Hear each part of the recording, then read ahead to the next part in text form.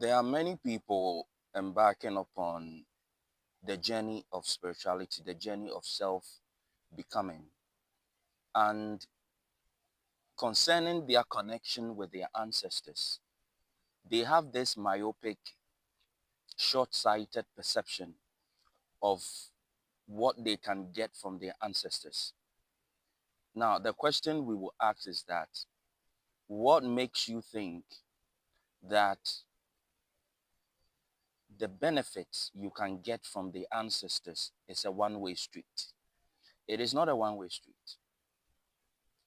Just as you expect assistance from your ancestors, believe me when we tell you, your ancestors even need more assistance from you than the other way around. It is not a one-way street. It is a two-way street. Just as you require certain knowledge, certain ancient wisdom from your ancestors, being able to see certain realities better than you from a different vantage point. Your ancestors also rely on you for a lot of things. There are a lot of things in the modern world that does not exist. It did not exist during the time and the era of your ancestors. It did not exist. Just as we tap into the current, the ancestral current, to draw upon ancient wisdom, they also, one day you will pass away, you will pass on and you become an ancestor. And another person within your bloodline would also want to tap into your current and draw upon your wisdom. So the question is, what are you bringing to the table upon what are you bringing to the table of the ancestors, where another person from a different generation, future, will be able to tap into you? We have a very myopic perception of what our assistance we can get from our ancestors can be. Just as we depend on them, they also rely on us for update. We are living in an era, in a time that is very different from the era that much of our ancestors lived in. For instance, within your bloodline, within your lineage, you are the only one who have been initiated into cosmic spirituality. You are the only one who has given the the the, the consent to awaken to your highest identity, to your highest self, to awaken and to activate your Godhead. And how many people within your bloodline, within your ancestral line, were able to awaken their Godhead?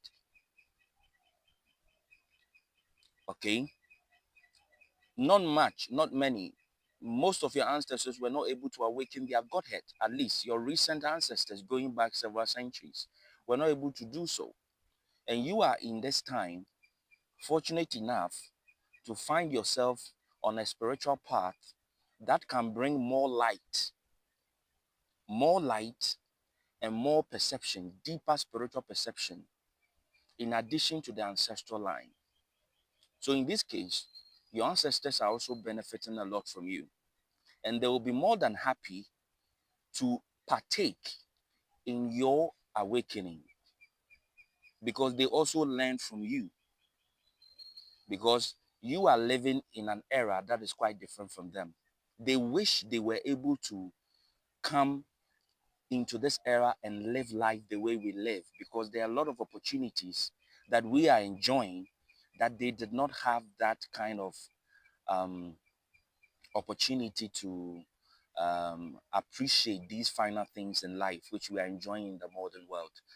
That brings us to the next point. Be very careful when you are working with ancestors. Be very careful and not to allow ancestors, the dead, to live through you. In as much as we want to tap into their wisdom, at the end of the day, we have the final say. You have to make the decision. It is not every decision you want to make that you have to contact your ancestors to instruct you whether to go left or to go right. Be very careful allowing the dead to live through you, because time is not a straight line. Time is not a straight line. Okay? We are living in a quantum reality where in all directions, everything affects everything else. Just as what your ancestors did may be affecting you in this era, what you do today in this moment of now can strongly affect and heal your ancestral line. So just as much as you rely on your ancestors for healing, they also rely on you for healing so that we can all evolve together, because much of your ancestors are actually your own past personalities.